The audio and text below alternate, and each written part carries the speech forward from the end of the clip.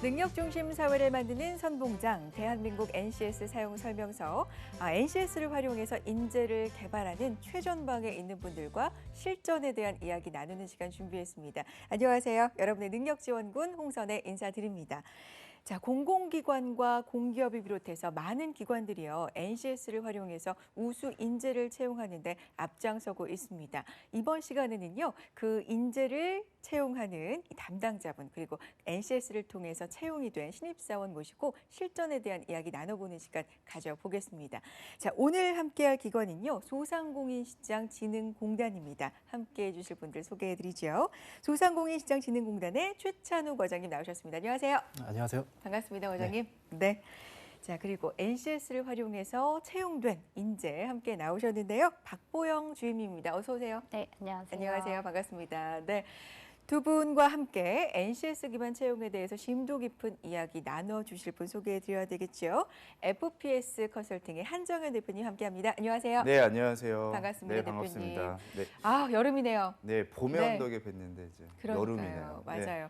무슨 날씨가 이렇게 더울까요? 그렇죠. 더위가 네. 빨리 온 것 같은데 채용시장도 꽁꽁 얼어 있다고 하는데 좀 이렇게 뜨거운 더위가 채용시장에 좀 왔으면 좋겠다 이런 생각을 해보면서 저희 시작해 보도록 하겠습니다. 자, 두 분 나와주셨는데요. 소개부터 들어볼까요, 과장님? 예, 안녕하세요. 네. 예, 저는 그 소상공인시장진흥공단 인사노무팀에서 채용을 담당하고 있는 최찬우 과장이라고 합니다. 그렇군요. 네, 만나서 반갑습니다. 최찬우 과장님 반갑습니다. 네. 오늘 NCS 채용에 네. 대한 진짜 실질적인 이야기 많이 주시기를, 팁도 네. 많이 주시기를 부탁드리겠고요. 네. 자, 옆에 주임님 나와 계십니다. 소개 부탁드립니다. 네, 안녕하세요. 저는 소상공인시장진흥공단 기획전략팀의 신입 박보영입니다. 네, 신입이라고 말씀해 주셨는데요. 입사하신 지, 네. 네, 미소가 너무 맞아요. 아유, 미소가 네, 너무나 감사합니다. 아름다운 우리 신입사원 박보영 주임님. 입사하신 지 얼마나 되신 거예요? 제가 3월 2일자로 입사를 했습니다. 3월 2일자면은 지금 한 두달 반 3개월? 정도, 예. 네. 와, 정말 신입이시네요. 어때요? 주변에 축하도 많이 받고, 기분도 많이 좋으시고. 네, 첫 합격했을 때 소감 한번 듣고 싶어요. 너무 오래돼가지고 저는 기억이 좀 가물가물하네요. 네. 정말 요즘 취업하기가 너무 힘들어서 그렇죠.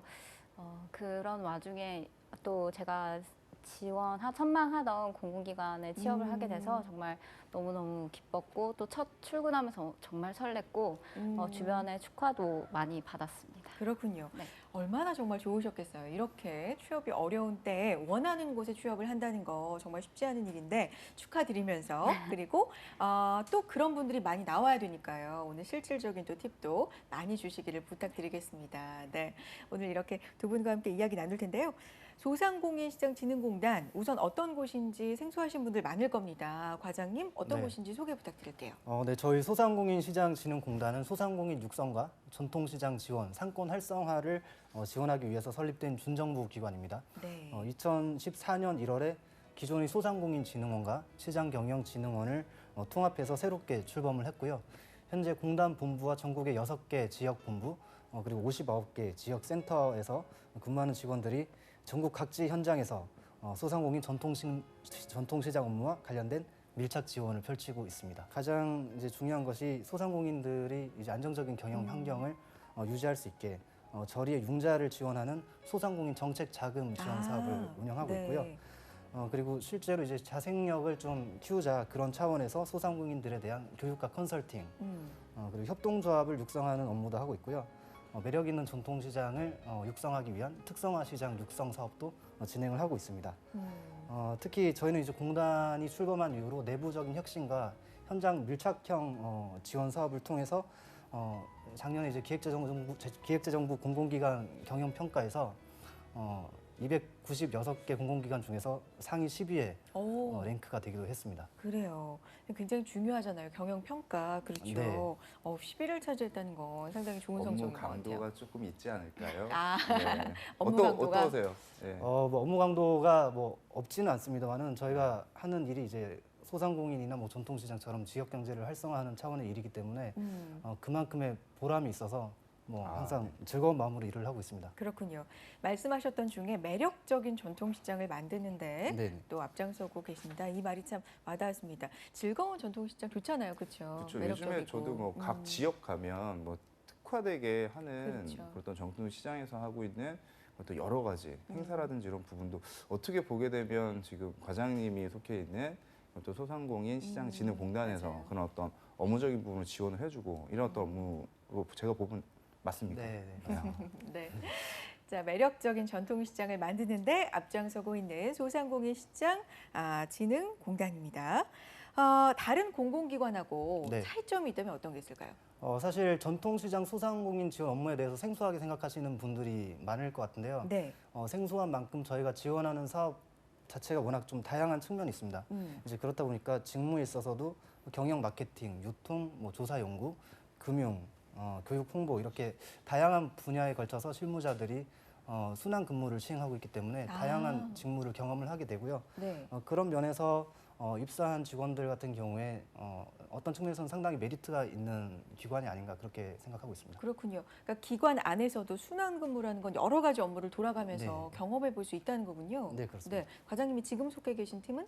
저는 인사 노무팀에서 근무하고 인사 있습니다. 노무팀이신데 네네. 과장님도 다른 일도 또 해보시고 그럴 수 있는 건가요? 예, 저도 예전에는 그 시장 자문과 관련된 업무를 했던 적도 있고요. 아까 말씀드린 것처럼 그 특성화 시장을 육성하기 위한 문화 관광형 시장을 육성하는 사업을 담당했던 적도 있습니다. 그렇군요. 네. 한 기업 안에서 한 팀에 오래 머물러 있는 것보다 다양한 경험을 할 수 있다는 건 상당히 매력적인 또 일이라고 느껴지는데 역량이 네. 그냥 웬만한 분들 같은 경우는 그런 쪽 역량을 갖기가 굉장히 쉽지 않거든요. 그렇죠. 맞아요. 근데 제가 딱 느낌이 딱 오는 게 실질적으로 업무에 관련된 역량을 굉장히 많이 볼 것 같다라는 생각이 들거든요. 네. 그렇군요. 과장님, 제가 드린 말씀이 맞습니까? 업무에 관련된 부분. 네, 아무래도 저희 실무자들 같은 경우는 기관이 이제 설립된 지 얼마 안 되기도 했고 하는 업무 자체가 워낙 현장 중심적인 업무를 많이 하기 때문에 당장 이제 입사를 한 후에 그 실무에 투입이 됐을 때 좀 뭔가 좀 주도적으로 일을 할 수 있는 인재를 선호하는 그런 실정입니다. 부분이 네. 좀 강조해서 말씀하시고 싶은 게 네. 현장에 바로 투입되면 업무를 네. 할 수 있는 그런 어떤 인재 네네. 이런 어떤 부분이라고 보시면 말씀하시는 거. 네, 맞습니다. 네. 그래요. 기관 소개를 듣다 보면 이렇게 우리가 이 기관에선 이런 인재를 원하겠구나를 또 이렇게 캐치해 볼 수 있다는 것도 상당히 재미있는 네. 현상인 것 같아요. 그 지역마다 보면요. 소상공인 진흥센터라는 게 있잖아요. 네. 저도 본 적이 있는데 이곳의 역할은 뭔가요? 지역 센터 같은 경우는 이제 그 각 지역에서 그 소상공인 분들이나 전통시장 상인분들 그리고 아직 뭐 창업을 하지 않았지만 창업을 하고자 하는 예비 창업자 분들에게 상담과 현장 지도의 역할을 수행을 하고 있고요. 특히 금년도 같은 경우는 저희 기관이 그 소상공인 정책 자금을 직접 대출을 하기 시작하면서 이제 대출을 위한 그 심사라든가 상담 그리고 직접 이제 대출을 시행하는 업무를 현장에서 직접 관리를 하고 있습니다. 그렇군요. 네. 네. 자, 옆에 나와 계신 소상공인 시장진흥공단의 입사 3개월 차 되신 박보영 주임님. 정말 너무 기분 좋을 것 같아요. 3개월 때 기분이 어떨지 저도 한번 다시 돌아가서 느끼고 싶은 뭐 그런 생각도 드는데 뵈니까 어떤 업무를 맡고 계신 거예요? 지금 현재?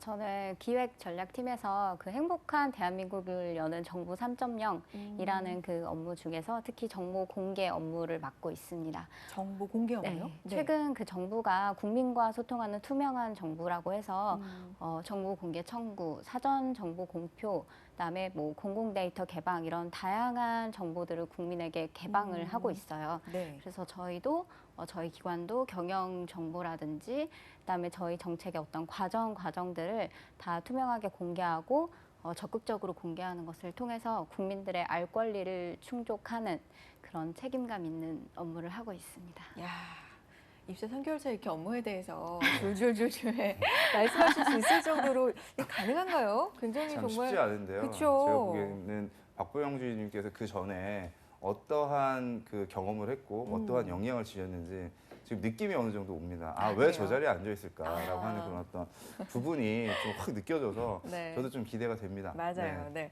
정보 공개 업무를 담당하고 계시다고 했는데 입사 전부터 이 업무를 맡고 싶다 이렇게 좀 원하던 일 맞나요? 어떠세요? 네, 연관이 좀 있다고 할 수 있죠. 왜냐하면 저도 입사 전에는 공공기관 다니기 전에는 한 사람의 국민으로서 이 정부 정책이 어떻게 시행이 되고 있는지도 좀 궁금하고 네. 이 기관에서 어떤 일을 하는지 궁금하잖아요. 그래서 그렇죠. 그런 것들을 청구를 했을 때 정말 투명하게 공개가 되고 이런 것들을 제 손으로 하니까 좀 신나기도 하고 즐겁기도 하고 그렇습니다. 그래요. 국민의 한 사람으로서 궁금하고 좀 그랬던 것들을 직접 들어가서 체험하니까 또 3개월 차니까 얼마나 더 신나시겠어요. 원하던 일이니까 정말 좋아 보이는데 자 과장님 네.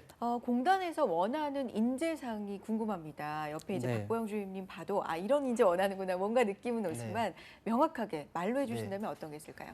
저희 기관의 특성상 현장에서 이제 직접 그 소상공인 분들이나 그 전통시장 상인 분들을 직접 대면하면서 해야 되는 업무가 많습니다. 그렇기 때문에 기본적으로 그 민원인들이 무엇을 원하는지를 좀 생각 깊게 파악할 수 있는 고객 지향적인 사고 능력이 가장 우선시 되고요. 네. 그리고 저희가 공공기관 직원이기 때문에 기본적인 그 윤리적인 사고 능력 그리고 동료들과의 협업을 통해서 얼마만큼 일을 효율적으로 수행할 수 있는지 그런 협업 능력도 중요한 실무 능력이라고 볼 수가 있고요. 그리고 저희 기관이 이제 장기적으로는 글로벌 기관으로서의 성장을 지금 목표로 잡고 있기 때문에 글로벌 기관에서 도약을 하는데 필요한 실무자로서의 좀 국제적인 감각 그런 것도 있으면 금상첨화라고 볼 수가 있겠습니다. 그렇군요. 네. 자, 소상공인시장진흥공단 취업을 원하시는 분들도 지금 이 방송을 많이 보고 계실 텐데 네. 좀 팁을 오늘 많이 주실 거니까 그렇죠? 네, 주고 그렇습니다. 계시고 주실 거니까 메모를 좀 열심히 하시면서 보셨으면 좋겠다 이런 생각이 듭니다.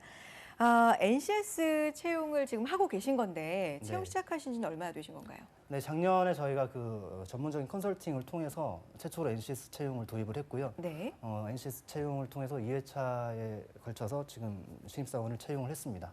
네. 2회차 그리고 네. 올해 상반기까지 하면은 예, 총 3회차, 3회차 그렇죠. 누적으로 그렇게 진행이 되고 있습니다. 누적돼서 그러면 NCS 네. 통해서 뽑힌 인재는 몇 명이나 될까요? 현재 작년에 그 12명의 인재를 선발을 했고요. 네. 올해 금년에도 3월에 여기 옆에 계신 그 박보영 주임님을 비롯해서 포함해서 네. 예, 9명의 그 신입사원분이 NCS 전형을 통해서 선발되어서 공단에서 열심히 근무를 하고 있습니다. 그렇군요. 일단은 21명이고요. 네. 하반기에도 지금 계획이 있으신가요? 예, 금년도의 경우에 저희가 하반기에도 현재 그 채용을 완료한 그 채용 전형과 포함해서 약 50명 정도의 그래요? 추가적인 인재를 NCS 채용을 통해서 선발할 예정으로 있습니다. 하반기에 뽑는 인원이 조금 네, 많네요. 예, 네. 많습니다. 그래요. 그럼 일정이 대략 뭐 하반기에는 어느 정도로 몇 월? 네. 네. 저희가 그 7월에도 계속 신입사원을 뭐 상담 지도직 직군이라든가 그렇게 채용을 할 예정이고요. 그리고 하반기 공채 시즌 이후에 추가적인 채용이 있을 예정입니다. 그 공채 시즌이 약간 예, 지난 예. 텀을 예, 그리고 저희가 채용 공고가 나가면은 기본적으로 이제 공공기관 그 RDO를 통해서 저희가 어떤 인재를 선발하는지 공고를 하고 있기 때문에 관심이 있으신 분들은 유심히 지켜보시면은 저희 공고를 접하실 수 있을 거라고 생각합니다. 그래요. 그러면 상반기 공채가 가장 근접했던 가장 네. 빠르게 지난 거라고 할 수 있는데 네. 좀 자세하게 소개를 좀 해주실까요? 저희가 일단 NCS 채용을 통해서 절차를 간단하게 안내를 드리면은 가장 먼저 서류 심사를 통해서 지원자들의 경험 사항이라든가 직무와 관련된 교육을 받았던 경험 그런 것들을 통해서 지원자들을 평가를 하고요. 네. 서류 심사가 끝나고 나면 필기 심사가 있습니다. 이제 아. 논술형의 필기 심사가 있는데 필기 심사를 통해서 저희가 과제를 제시하고 거기에 대해서 지원자들이 기술을 하는 형태의 심사를 거치게 됩니다. 그러니까 필기는 문제형으로 문제를 푸는 게 아니라 논술로 쓰는 건가요? 네, 논술형입니다. 그렇군요. 네. 문제를 주시고 제시해 주시면 네. 그 뭐 문제를 해결을 하든지 어쨌든 네. 생각을 쓴 논술형으로 네. 필기가 지나면요. 필기 시험이 완료되고 나면은 이제 필기 시험을 통과한 지원자들을 대상으로 면접 심사가 진행이 되게 되는데요. 네. 면접 심사의 경우는 크게 이제 질의응답식 면접과 토론식 면접으로 나눠지게 됩니다. 총 소요되는 시간이 지원자 한 명당 1시간 30분 정도 긴 시간 동안 이제 면접을 치르게 되고요. 두 면접 결과를 종합을 해서 최종적인 합격자를 선발하게 됩니다. 입사 전형 아까 과장님이 설명을 네. 해주셨을 때 이제 서류 전형, 뭐 경험이나 이런 것들을 다 적은 서류 전형이 끝나고 나면 논술을 보신다고 하셨잖아요. 네. 이게 굉장히 좀 다른 공공기관과 차별화된 과정이라고 네. 보이거든요. 논술 전형은 왜 하시는 건가요? 네, 사실 논술 전형은 그 NCS의 취지와도 상당히 부합하는 측면인데요. 네.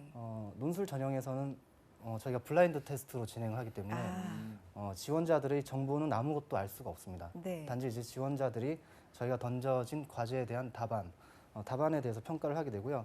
저희가 논술 전형을 통해서 이제 평가를 하고자 하는 요소는 특정한 과제를 던져졌을 때 그 지원자들이 그 과제에 대해서 어떻게 명확히 이해를 하고 그것을 해결해 나가는지 그리고 기본적인 기획력은 어느 정도 가지고 있는지를 평가하기 위한 단계이고요. 아까 말씀드린 것처럼 오히려 논술 전형을 통해서 정말 능력 있는 인재를 어느 정도 저희가 필터링할 수 있는 절차가 될 수 있다고 볼 수 있겠습니다. 그렇군요. 주임님은 그러면 3개월 전 논술 다 이렇게 치시고 들어오신 네. 거잖아요. 생생할 것 같습니다. 어떠셨어요, 논술 전형? 일단 어려웠죠. 어려웠죠. 왜냐하면 다른 기관에는 있지 않는 그러니까. 좀 네. 특별한 전형이기도 했고, 근데 제가 국어 국문과긴 하지만 뭐 국어 국문과라고 해서 다 글을 잘 쓰거나 하는 건 아니거든요. 근데 다 잘 쓴다는 네. 생각을 갖고 있잖아요. 기대치가 높지 않나요? 아, 좀 그런 게 있기는 부담스러우시죠? 네, 하지만 그래도 뭐 어느 정도 바탕은 있기는 하지만 이게 또 글을 잘 쓴다고만 해서 논술 전형을 그렇죠. 통과할 수 있는 건 아니고 여러 가지 정말 이 상황에 대한 이해도나 아니면 이걸 어떻게 풀어 나갈 것인가 그런 거를 많이 생각을 했었어야 했습니다. 기억나는 논술 문제 있으세요? 그때 시험 봤던? 다른 외부 인사가 네. 이제 저희 공단에 방문을 했었을 때 네. 뭐 공단의 정책이라든가 이런 거에 대해서 어떻게 설명을 할 것인가 오. 이런 게 있었는데 또 그게 마지막 문제가 영어로 아. 적는 거였습니다. 영어로 적으라고? 네네네.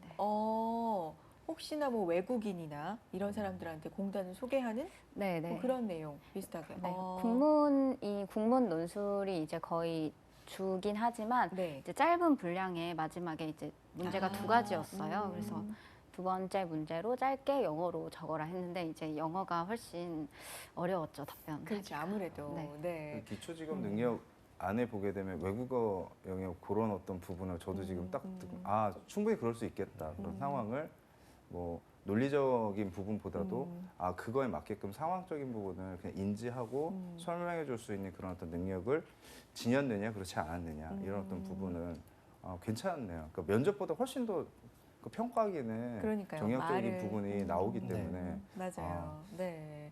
과장님, 그 논술 문제는 지금 봤던 문제 하나 소개를 해주셨지만 대체적으로 어떤 걸 출제하시나요? 일단 기본적으로 저희가 그 정책 집행 기관이기 때문에 네. 정부 정책과 관련된 주변적인 환경에 대해서 기본적으로 어느 정도 관심이 있는지 사실은 그 사전에 이제 지원자가 준비한 자기소개서라든가 경험 경력 기술서에서 평가하기보다는 실질적으로 아무도 모르는 상태에서 저희가 주제를 던져졌을 때 네. 긴 시간 동안 저희 기관의 현행 업무에 대해서 관심이 많았던 사람과 관심이 없었던 지원자 간에는 명확한 편차가 그렇죠. 네, 갭이 생기는 나죠. 경우가 되게 많고요. 그리고 똑같은 과제를 이제 제시를 하더라도 거기에 대해서 얼마나 순발력 있게 저희가 시간을 1시간 30분 정도 이렇게 제한 시간을 두고 있습니다. 네. 근데 결코 이제 많은 시간은 아니라고 볼 수가 있는데요. 왜냐하면 최종적인 전략까지 제시를 해줘야 되는 측면이 있기 때문에 그 짧은 시간 동안 얼마나 순발력 있게 업무를 수행할 수 있는지 실무적인 능력 또한 논술 전형을 통해서 선별을 할 수가 있다고 볼 수 있겠습니다. 그러니까 두 문제를 내주시는 건가요? 일반적으로는 복수 문제를 출제를 하고 있는데요. 네. 세 문제까지는 좀 너무 많고 선택, 그래서 선택해서 선택인가요? 다 쓰는 선택은 건가요? 아닙니다. 선택은 아니. 아니고요. 아. 예, 예. 그 시간 내에 두 문제면 네, 두 두 문제를 문제를 다 다 써야 해결을 해야 되는. 되는 겁니다. 네. 그렇군요. 시간의 압박도 조금은 있을 것 같습니다. 그래서 잘 네. 알아야 될 것 같아요, 사전에. 네. 그렇군요. 예. 논술을 채택하신 이유를 다시 한번 들어볼 수 있을까요? 이게 굉장히 좀 특이하거든요. 다른 공단에는 거의 없는 전형이라서. 네. 일단 저희 공단 같은 경우에 실무자가 하나의 사업에 대해서 중장기적인 계획을 수립을 하고 어떤 식으로 이걸 풀어 나갈지에 대한 기획적인 사고 능력이 되게 중요시 되는 측면이 있습니다. 그렇기 때문에 단순히 뭐 필기 시험 형태가 단답식으로 이렇게 나가는 것보다는 좀 장문의 논리 정연한 이제 사고 능력이 얼마 정도 되는지를 평가하기 위해서는 논술이라는 그 전형 툴이 상당히 유용하다고 볼 수 굉장히 있겠습니다. 적합하다. 제가 봐도 네. 그럴 것 같아요. 이게 뭐 사업을 기획한다라고 하는 건 환경적인 요인도 좀 충분히 인지를 하고 있어야 되거든요. 관심이 없으면 좀 일단 좀 접근하기 좀 어렵고 그 접근한다라고 하게 되면 그 기관에서 알고 있는 그 사업이라든지 정책적인 방향이라든지 이런 어떤 부분을 좀 포괄적으로 아우를 수 있는 그 통섭에 관련된 네, 부분으로 네. 조금 이해가 지금 되거든요. 그런 역량은 솔직히 관심이 없으면 이게 뽑아낼 수 없는 그런 그렇죠. 부분이죠. 이 공단이나 공공기관들이 NCS 채용 전형을 도입할 때 컨설팅을 받고 나름대로 네네, 연구들을 맞습니다. 굉장히 많이 하잖아요. 우리 공단은 논술 전형이 적합하다 이렇게 처음에 생각하셔서 또 네, 도입을 특히 하셨나 봐요. 저희가 NCS를 도입을 할 때 직업 기초 능력과 직무 수행 능력을 어떤 전형에서 평가를 할 것이냐에 대해서 되게 고민이 많았었는데요. 네. 현실적으로 직업 기초 능력은 지원서에 기재된 항목들을 통해서 파악을 어느 정도 할 수가 있는 반면에 직무 수행 능력 같은 경우는 실질적으로 지원자가 직무를 수행하는 상황과 비슷한 상황이 주어지지 않으면은 그렇죠, 맞습니다. 평가하기 힘든 부분이 있기 때문에 최대한 실무와 가까운 상황을 이제 제시해 주는 방법이 하나는 뭐 논술처럼 뭔가 기획력을 평가한다든가 아니면은 토론처럼 협업하는 와중에 그 과정을 평가자들이 관찰을 한다든가 이제 그런 도구를 쓰게 된 거죠. 그렇군요. 자, 소상공인시장진흥공단이 이런 업무를 한다. 업무적인 특성을 알아야 취업준비생들이 또 준비하기 수월할 것 같거든요. 어떤 특성으로 정리해 주실까요? 저희 공단의 직무는 주로 경영기획이나 사무행정 분야와 밀접한 관련이 있다고 보시면 될 것 같습니다. 네. 물론 이제 공단이 설립 3년 차가 되면서 직무가 조금씩 세분화되고 다양화되는 측면이 있긴 한데요. 기본적으로는 정책을 집행하는 기관이기 때문에 이와 관련된 직무라고 보시면 좋을 것 같고요. 네. 그래서 중장기 연간 사업별 사업 계획을 수립하고 이를 수행해 나가는 데 필요한 기본적인 실무 능력이 요구된다고 보실 수 있겠습니다. 그래요. 이런 직무 특성을 갖고 있는데 취업준비생들은 그러면 이 직무 특성 어떤 식으로 파악하고 체크하면 좋을까요? 제가 대표님. 딱 그 말씀하시는 것들 종합을 하게 되면 네. 이런 것 같습니다. 그냥 단순히 그냥 공부만 열심히 하는 친구들은 절대 접근할 수가 없습니다. 아, 또 그래요? 활동을 한번 해보고요. 또 모든 면에서 뭐 리더도 한번 해보고, 그래서 어떤 정책에 관련된 부분을 경험도 한번 해보고, 그 나름대로 기획서라고 하는 그런 어떤 부분을 뭐 그 그룹에서든 아니면 학부 내에서 실질적으로 실행을 했었던 실행력이 있는 분들 같은 경우는 이거 충분히 따라갈 수 있는 것도 부분입니다. 네. 그리고 뭐 데이터에 관련된 부분도 서치를 해서 그걸 실질적으로 적합하게 그 해당 부분에 가서 편집해서 넣는 그런 어떤 실무단에서 그런 어떤 역량들 같은 경우는 실질적으로 그러한 부분에 대한 공부라든지 이런 어떤 부분, 관심도가 없으면 그런 것들을 도출해낼 수가 없거든요. 그러니까 시사에 관련된 부분도 굉장히 좀 능통하게 좀 브로드하게 좀 알고 있어야 되는 어떤 부분인 것 같고요. 그런 것들을 전체적인 그 면접 그 전형에 그러한 그 시간을 한 30-40분 정도 안에 관찰을 통해서 충분히 뽑아낼 수 있을 것 같아요. 그래요. 그러니까 그런 부분이 지금 거기에 저는 조금 더 제가 첨언을 드린다라고 하게 되면 창의적인 부분이에요. 그러니까 우리가 이제 소상공인 우리 시장진흥공단에서 보게 되면 창의에 관련된 부분이 조금 더 필요치 않을까라고 하는 생각이 들어요. 그러니까 어떻게 보게 되면 지금 스타트 라인에서 보게 되면 지금 도약하고 이제 막 성장하고 열심히 달려가고 있는 그런 어떤 그 위치에 있다라고 보게 되면 저기 뭐 박보영 주임이처럼 어떠한 역량적인 부분 그리고 뭐 조용하고 차분하신 것처럼 보이지만 안에는 무언가 내가 내재되어 있는 그쵸. 것들이 뿜어져 나올 수 있는 네. 그 에너지가 있는 이런 어떤 부분을 잘 표현한다라고 하게 되면 그게 좀 성공 포인트가 아닐까라고 생각이 좀 듭니다. 그렇군요. 네. 자, 박보영 주임님께 그러면 이제 질문 드리고 싶습니다. 다들 궁금해하실 텐데 스펙은 어떻게 될까? 왜냐하면 직무 중심으로 채용을 하고 지금 성공을 하신 케이스이기 때문에 NCS로 그렇죠. 그러면 스펙이 어느 정도나 될까 궁금해들 하실 거예요. 어느 정도까지 공개해 주실 수 있으세요? 일단은 뭐 국어국문학을 전공을 하셨고요, 그렇죠? 네. 연극 동아리를 하셨고 거기까지는 우리가 알고 있습니다. 뭐 학점, 자격증이나 학점. 학점이나 이런 거. 네. 자격증 같은 경우에는 공공기관을 준비하는 학생들이라면 아마 비슷한 자격증을 다들 준비를 하고 계실 것 같아요. 그래서 저도 자격증 준비는 이제 했었고 뭐 한국사라든가 이런 거를 많이 요새 우대를 해주고 있기 때문에 한국사, 뭐 한국어, 한자 이런 자격증을 준비를 했었고 그다음에 그거 이외에도 스펙이라고 하기는 좀 그렇지만 봉사활동이라든가 아까 말씀드렸던 동아리라든가 좀 다양한 활동을 해보려고 했었습니다. 근데 이게 제가 취업을 딱 위해서 했다기보다는 여러 경험을 하고 싶었던 것 같아요. 다양한 경험을. 근데 이런 것이 나중에 정말 취업을 하고 또 하고 나서 직무를 수행을 하면서 도움이 굉장히 많이 되더라고요. 그래요. 어떤 점에서 도움이 되던가요? 연극 동아리 같은 경우에는 저희가 뭐 아까 말씀하셨던 뭐 에너지라든가 혹은 정말 그게 여러 사람이 협업해야지만 할 수 그렇죠. 있는 일이거든요. 그래서 다른 사람의 의견을 좀 잘 듣고 그다음에 잘 의견을 모아서 하나의 목표로 이렇게 가져가는 그런 걸 배웠던 것 같아요. 그래요.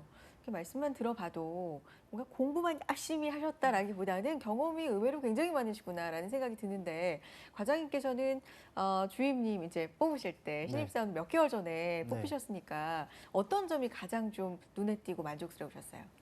일단 박보영 주임 같은 경우는 본인이 되게 겸손한 지금 얘기를 했지만은 뭐 어떻게 되게 개성이 강하다기보다는 네. 빠짐없이 충분한 능력을 가지고 있었다고 볼 수가 있을 것 같습니다. 어떤 점에서요? 조직에 어. 어떻게 네. 보게 되면 네. 제가 딱 본 느낌에서는 내가 가지고 있는 색깔은 분명히 있는데요. 그걸 표현을 잘 안 합니다. 그리고 조직에서 필요한 방향성대로 잘 맞춰서 그걸 순리에 맞게끔 끌어갈 수 있는 역량이 있어요. 제가 보는 짧은 시간 제가 본 관점에서 보게 되면 매 눈으로 그래서- 또 캐치를 하셨군요. 네. 어떤 성향이신지. 맞나요, 과장님? 옆에서 보시기에? 네, 상당히 창의적인 인재는 맞고요. 음. 그리고 옆에서 업무를 하는 걸 뭐 결과적인 얘기지만 옆에서 업무를 하는 걸 지켜보면은 항상 차분하고 성실하게 업무를 하는 태도가 저희가 선발하는 기준에는 상당히 부합한 것 같습니다. 지금 옆에서 네. 주임님이 쑥스러워가지고. 이 일을 어떻게 하면 좋아? 너무 여기 왜 그러니까요. 부끄럽습니다. 그래요. 아니에요. 그런 인재니까 또 뽑히신 거 맞는 것 같고요. 그러면 회사 입장에서 이제 네. 얘기를 좀 해보죠. NCS 도입 후에 네. 그 전하고 비교해서 좀 달라진 점이 있다면 어떤 게 있을까요? 일단 지원자들이 느끼기에는 저희 지원서 자체에 사진을 붙이는 란이 없고요. 그리고 학교를 적는 란이 없습니다. 학점을 적는 란도 없고 아, 그래요? 외국어 오. 성적이나 자격증을 의무사항으로 기재를 하지도 않고 있습니다. 그만큼 예전에는 이제 그런 스펙과 관련된 기본 정보들을 평가자들이 가장 그렇죠. 중요한 정보로 여기고 나머지 어떤 경험을 했는지나 아니면 추가적인 경력이 있나 그런 것들을 좀 부가적인 정보로 이렇게 참고를 했다고 치면은 최근에는 이제 그런 정보가 아예 없기 때문에 평가자들이 반대로 이 사람이 실질적으로 가지고 있는 경험이 이 직무에 도움이 될 것인가 그거를 가장 중요시하는 정보로 판단을 하고 있습니다. 그래요. 사진도 없고 네. 학교를 적는 난도 없고 학점도 없고 네. 또 뭐가 없을까요? 성별도 성별? 기재를 하지 않고 있고요. 아, 성별도 없어요? 예. 전공도 알 수가 없습니다. 네. 전공도 모르나요? 네. 아, 그러면은 그 입사 지원서가 어떻게 구성이 되어 있어요? 그게 더 궁금하네요. 일단 입사 지원서에는 전공 분야는 기재를 하지 않지만 네. 자기가 대학교 교육 과정이나 아니면은 어떤 다른 것들을 뭐 이수를 한대냐 뭐 직업 이런 교육 부분. 과정을 통해서 이 직무와 관련된 교육 사항을 어떻게 이수를 했고 그 교육 사항의 성과가 어떻게 되는지를 규제하는 란이 있고요. 네.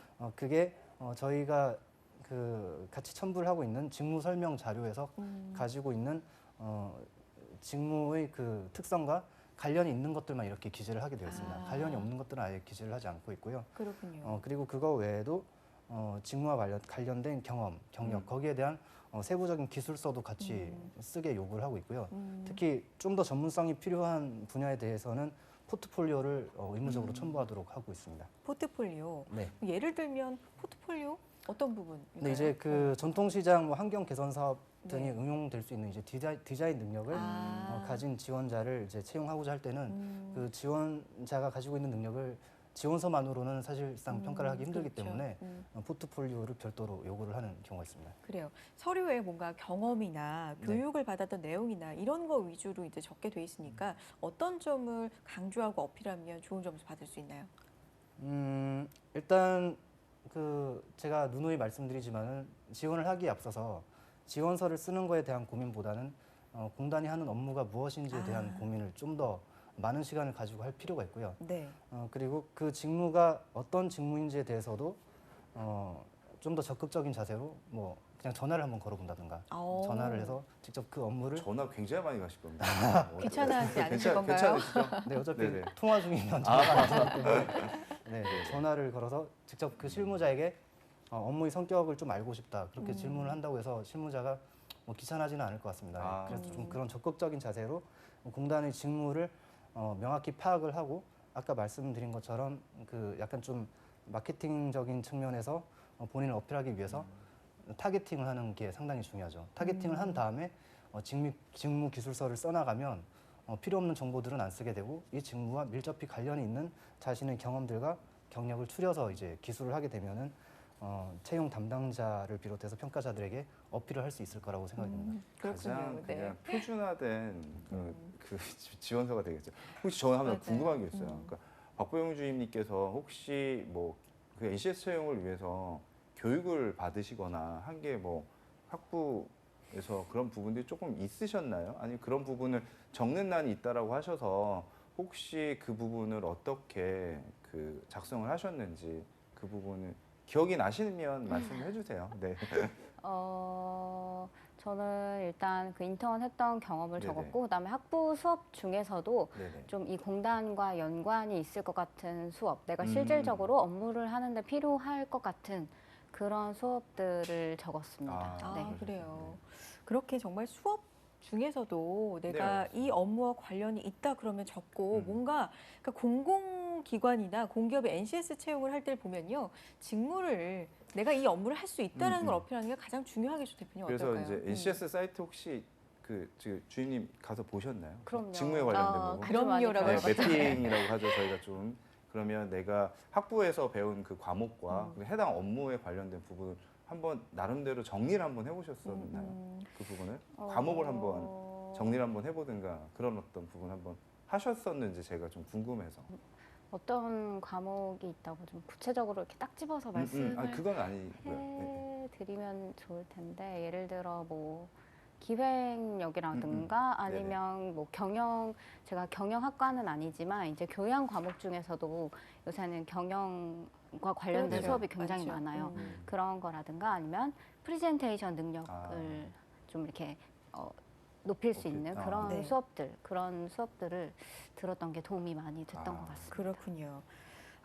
NCS 채용하는 공공기관들이 그러면 서류 평가 시에서 어떤 점을 강조를 하는지 대표님이 이제 다 네네. 들으셨으니까 좀 네네. 정리를 쭉 해주셨으면 좋겠거든요. 실질적으로 말씀을 드리면 직무 적합성에 관련된 부분에 그 포커스를 맞춰야 되는 게 맞고요. 네. 그 포커스라고 하는 건 아까 박찬호 과장님께서 말씀하셨듯이 군대가 이렇게 나는 뭐 이런 거 이만큼 잘합니다라고 하는 그런 어떤 부분을 나열할 필요는 절대 없다라는 부분이고 해당 직무 부분에 대한 것들에 대한 이해도가 굉장히 높으셔야 돼요.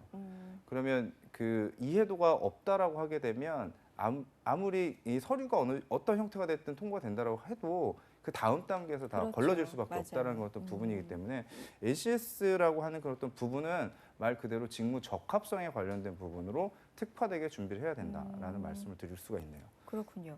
박보영 주임님은 그러면 이 일련의 과정들, 뭐 서류도 있고요, 논술도 공단에서는 있었고요, 면접도 있었고, 뭐 면접도 여러 가지가 있었잖아요. 질의응답도 있고, 토론도 있고, 네. 모든 과정에서 제일 어려운 게 뭐였어요? 저는 아무래도 사람이랑 만나도 첫 만남이 가장 그렇죠. 어렵잖아요. 그런 것처럼 처음 관문인 서류 통과가 사실 취업 준비생 입장에서는 제일 힘들었던 것 같습니다. 서류가 어려웠다. 그래요, 맞아요. 근데 이거는 뭐 공단이나 NCS 채용을 진행하는 곳뿐만이 아니라 어디나 사실 서류 통과를 해야 뭔가 기회가 다음 주어지잖아요. 넥스트에 그렇죠, 가는데. 맞아요. 저기 혹시 과장님 우리 네. 그 박보영 주임님 입사 때 네. 전체 어차피 뭐 마감을 하게 되면 통계치가 좀 나오시지 않습니까? 네. 그러면 몇 대 몇이었습니까? 혹시 비율? 경쟁률이? 당시 경쟁률이 한 네. 90대 1 정도 됐었고요. 90대 1. 오, 90대 1. 90대 1을 뚫은 박보영 주임님이 서류 통과가 가장 어렵다. 어려웠다. 맞아요. 네네. 이렇게 지금 말씀해 주셨는데 그러면 그걸 통과를 하시고 결국에는 주인공이 또 되셨다 이거죠. 서류 통과를 그럼 할 수 있는 팁도 그 과정에서 이제 알게 되셨을 것 같아요. 어떤 게 있을까요? 저도 사실 서류를 많이 떨어졌기 때문에 한 번에 붙은 건 아니기 때문에 약간 팁이라고 말씀드리기는 조금 부끄럽지만은 저는 가독성을 가장 중요하게 생각했던 것 같아요. 가독성. 네. 잘 읽혀야 된다는 거죠? 왜냐하면 심사위원분들도 한두 장 읽으시는 게 아니기 그렇죠. 때문에 그걸 읽으시면서 분명히 지치실 거라고 생각을 하고 얼마나 잘 읽히는지 직접 저는 소리를 내서 읽어봤어요. 네.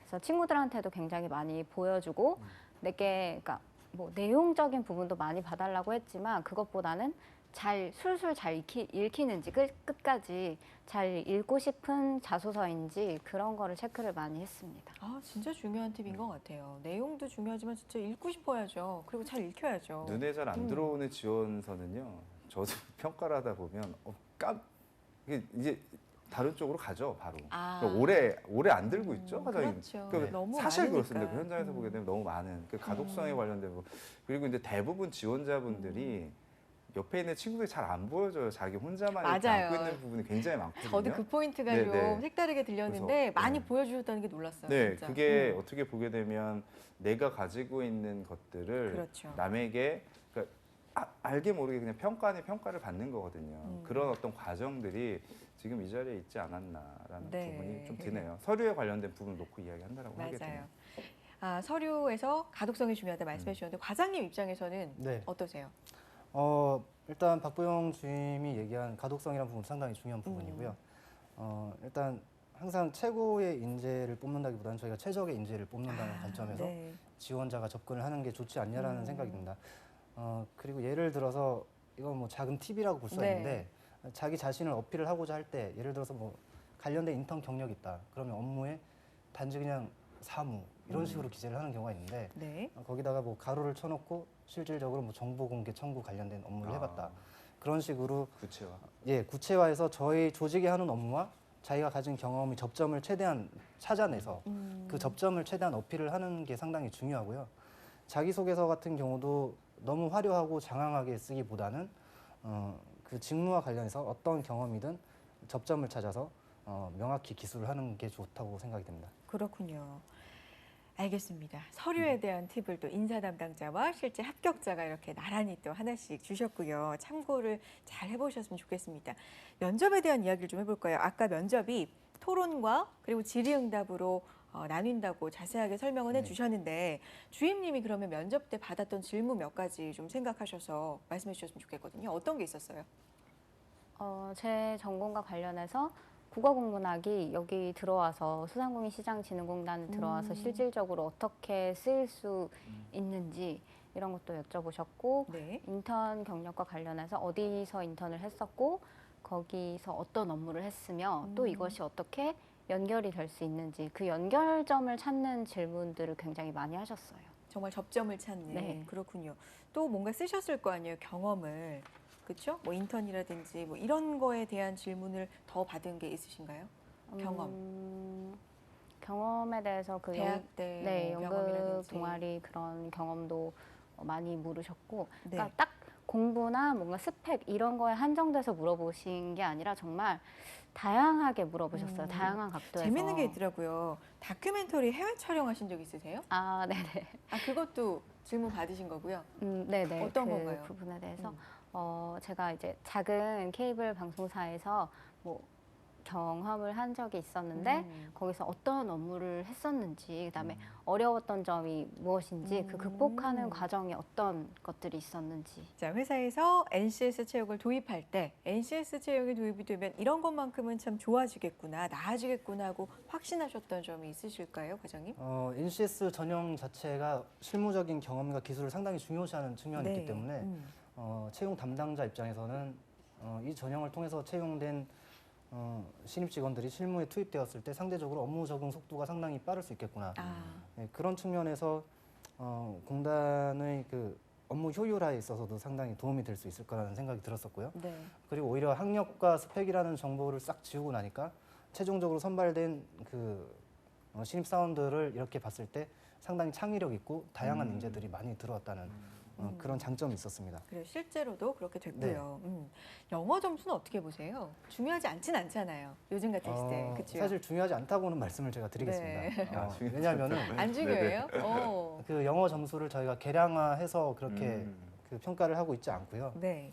하지만 이제 공단의 저희 비전을 보시면은 글로벌 서비스 기관으로서의 도약을 준비하고 있는 입장이고 지금 그 국제 협력 사업도 추진을 하고 있습니다. 그래서 현재 저희가 하고 있는 사업 같은 경우에 외국에 이렇게 소개를 시켜줬을 때 되게 관심이 있어 할 만큼의 좋은 정책 사업들이 많이 있기 때문에 외국과의 협력을 앞으로 추진해 나간다고 했을 때 영어나 아니면 중국어 그런 외국어 능력을 가지고 있으면 분명히 업무를 보는 데 있어서 큰 메리트가 있을 거라는 생각이 듭니다. 옆에 박보영 주임님은 국어국문학을 전공하셨잖아요. 그런 거 보면은 조금 국어국문학이 요즘 참 안타까워요. 네. 취업이 참 안 되는 학과 중에 네, 하나인데 힘들죠. 중요한 학과지만 그렇죠. 그러니까 뭔가 학과 제한이 없구나 이런 생각도 들거든요. 주임님만 네. 봐도 어떻습니까? 선호하시는 전공이나 이런 게 딱히 없으신 건가요? 사실 지원자 입장에서 실무에서 일을 하기에는 경영 경제 분야가 다소 좀 도움이 될 수는 있습니다. 왜냐하면 경영경제. 네. 저희 기관이 하는 업무의 성격이 산업진흥적인 성격을 지니고 있기 때문에 기본적인 경영 지식이라든가 유통 관련 지식을 가지고 있으면 도움이 될 수는 있는데요. 그렇다고 하더라도 자기가 다른 전공 분야에서 공부를 했더라도 그와 관련된 비슷한 경험을 가지고 있으면 충분히 그것은 상쇄할 수 있는 요소라고 생각이 듭니다. 옆에 주임님처럼 네, 그렇습니다.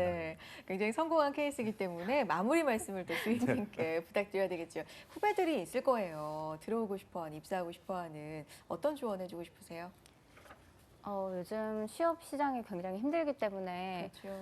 그래도 전 좌절하지 말고 끝까지 좀 노력을 하라는 말을 꼭 해주고 싶고 네. 그다음에 자격증 스펙 이런 게 되게 중요하게 생각이 되어지고 있는데 그런 거를 남들이 다 딴다고 해서 무작정 따는 게 아니라 이 자격증 스펙이 어떻게 쓰일 것인가 내가 정말 관심 있는 분야가 어느 분야인가를 생각을 해보고 좀 의미를 부여하고 하루하루를 의미 있게 보냈으면 좋겠습니다. 자, 오늘 한정현 대표님 함께 네. 해주셨는데요. 어떤 네. 말씀 해주고 싶으세요? 너무나 그 중요한 포인트를 잘 말씀해 주셔가지고요. 제가 보기에는 소상공인시장진흥공단이 앞으로 젊은 인재들이 굉장히 많이 갈 것 같아요. 이 방송을 본 그 지원자들 젊은 같은 경우. 느낌이에요. 네네. 그리고 무언가 좀 뛰어나가는 그런 어떤 느낌이 좀 들어서요. 굉장히 그 뜻깊은 시간이었다라고 말씀 좀 드릴 수 있고 또 무엇보다 좀 중요한 게 직무 적합성에 관련된 부분을 다시 한번 강조를 할 수밖에 없는 그런 네. 좀 상황이다라고 말씀을 좀 드릴 수가 있을 것 같습니다. 그렇군요. 네. 알겠습니다. 자, NCS 실전 취업 토크 오늘은요. 소상공인시장진흥공단과 함께했습니다. 세 분 인사드릴게요. 고맙습니다. 감사합니다. 네, 대한민국 NCS 사용 설명서 스펙 너머 능력으로 능력 중심 사회를 위해서 여러분과 함께 나가겠습니다. 다음 시간에도 알찬 내용 가지고 돌아오겠습니다. 고맙습니다.